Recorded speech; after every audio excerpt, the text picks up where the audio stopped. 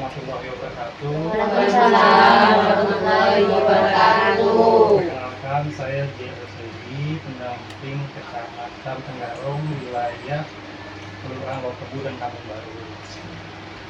Untuk kali ini kita akan belajar bersama-sama melanjutkan tadi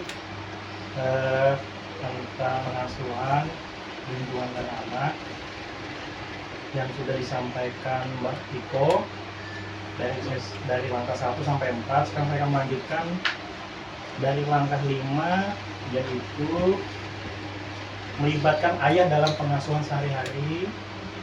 Langkah 6, membuat keputusan bersama dan melaksanakan dengan konsisten. Langkah 7, menghindari konflik di hadapan anak.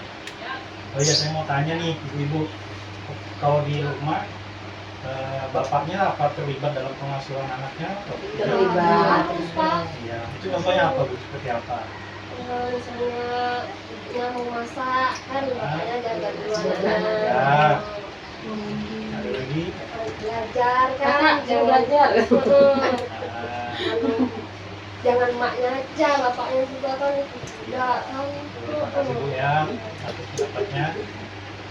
Bagi orang tua tunggal apa bisa Bu untuk merawat anaknya sendiri, misalkan misalkan udah pisah atau salah satu suami atau istrinya meninggal dunia, apa bisa untuk merawat? Bisa. Bisa Bu ya? Bisa. Jadi ayah, jadi ibu tetap Ya, bisa. bisa. Ya. Harus bisa. Semangat. Iya.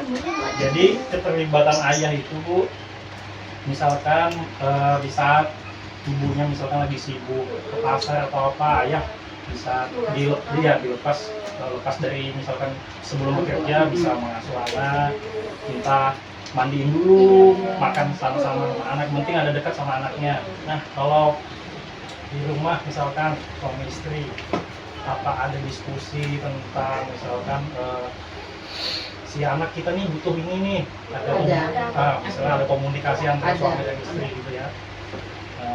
Itu harus diputuskan bersama-sama pasangan ya. Bisa kita nonton video dulu. Untuk ini kita coba menyaksikan video yang akan saya tampilkan dulu.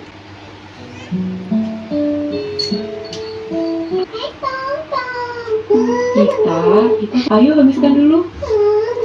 Enggak maunya es tong-tong. Bagaimana? Apa Ita boleh minum es? Kita, kamu bukannya tidak boleh minum es tongtol, tentu saja boleh, tapi tidak setiap hari. Ibumu benar Ita. Tentu saja Ita boleh minum es. Tapi sekarang kita makan dulu. Dari video tadi ibu-ibu dapat ibu simpulkan nggak apa yang ada di dalam video itu? Melatih anaknya kesabaran. Supaya dia sabar, biar dia nanti kan kalau dalam 1 bulan nanti belinya esnya berapa kali gitu kan. Menurut saya kan orang tuanya harus Ayo apa? harus saling Kompromi. kompromi. Nah, Jangan asal anaknya misalnya bapaknya ya nak beli aja, jangan Ya. mikirkan maknya kan gitu. Makasih Bu ya pendapatnya. Jadi di video itu adanya komunikasi antara ayah dan ibunya. Di situ lebih mementingkan kebutuhan anak daripada permintaan anak. Iya. Itu yang lebih penting. Jadi contohnya di situ tadi kan dia lebih makan dulu, nanti baru beli es krim. Langkah 7 ini menghindari konflik di hadapan anak. Pasti di dalam rumah tangga itu pasti ada, kisru-kisru rumah tangga pasti ada. Jangan pernah kita sama sekali misalkan berantem nih di depan suami anak. istri depan anak. Ya. Paling enggak di kamar atau di tempat yang Ya. nggak ada anak di posisi di situ. Lebih baik kita menabung dulu. Itu lebih penting. Kak, kita sebenarnya belum mampu. Iya, ibu tahu, menabung memang penting. Tapi motor juga penting, Pak. Kita perlu usahakan beli motor, apalagi motor kan bisa dipakai. Kita lanjutkan saja diskusi. Ibu, tadi video di atas itu kan ada Pak Rusli sama Bu Widi. Itu contoh diskusi yang baik, menghindari pertengkaran di depan anak.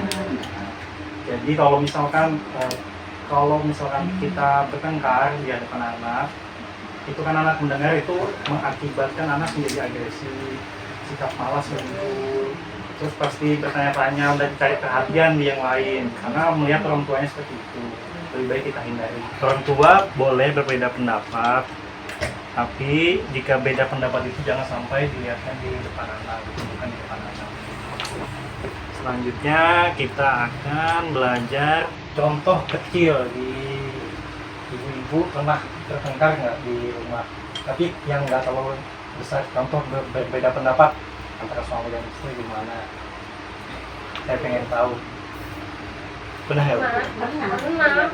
Pernah. Itu gimana Bu? Misalkan ada anak di rumah kayak gitu. Anaknya suruh jalan dulu. Wah, jalan-jalan. Kan anaknya emosi nih, dikunci nih.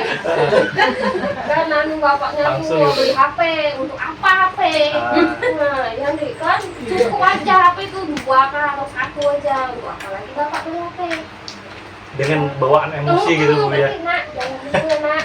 Ada temannya pernah manggil. Nah, Iya, iya. Makasih ya Bu ya. Oh iya, sekarang ada permainan nih. Itu kan Ibu tadi kan kayak misalkan Bapak mau beli handphone, Ibu kan langsung emosi tuh. Ya. Nah sekarang ini kita akan ada kayak permainan di mana permainan ini sedikit merendamkan emosi lah paling enggak. Di sini ada namanya senam wajah Bu, bilangnya untuk mengatasi emosi. Makanya saya ketawa. Senam wajah. Untuk mengatasi emosi, bilangnya ada senam wajah nih Bu. Saya juga belum pernah praktekkan, kita praktekkan sama-sama. Jadi saya lagi suami Ibu tiba-tiba mau beli handphone gitu kan, senang wajah dulu Pak. Itu kan emosi. Contoh Ada kecil. emosi. Misalnya contoh kecil, senyum. Ketawa, jadi ketawa. Kalau misalnya bapaknya tiba-tiba Bu mau beli handphone, Ibu jangan langsung emosi ya. Ibu senyum aja dulu, senyum gitu. Senyum terus ketawa tiba. Paling dia bilang aneh sama suaminya. Berdiri Bu ya, izin Bu ya. Jadi tadi kita udah belajar di sesi 1 itu tentang pengasuhan dan pendidikan anak.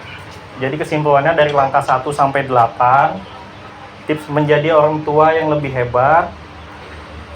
Di sini ada ayah dan ibu saling bekerja sama dalam mengasuh anak. Yang kedua, ayah dan ibu saling berdiskusi memutuskan ya masalah anak. Ayah dan ibu menghindari perbedaan pendapat dan pertengkaran di hadapan anak. Ibu duduk, yang laki berdiri. Salah.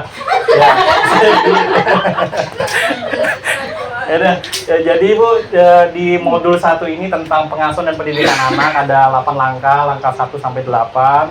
Mungkin terima kasih banyak ibu-ibu telah menyempatkan waktunya bisa hadir di sini. Saya dan Mbak Nopika Wayuwardani mengucapkan terima kasih sebesar-besarnya menyempatkan waktu dan membantu kami. Semoga pembelajaran ini bermanfaat untuk ibu-ibu semua, bisa diterapkan di rumah, bisa diterapkan ke anaknya menjadi lebih baik, anaknya menjadi sukses, cerdas, pintar. Mungkin saya akhiri. Assalamualaikum warahmatullahi wabarakatuh. Jazakallahu khairan. Ya, Bu. Salam sehat.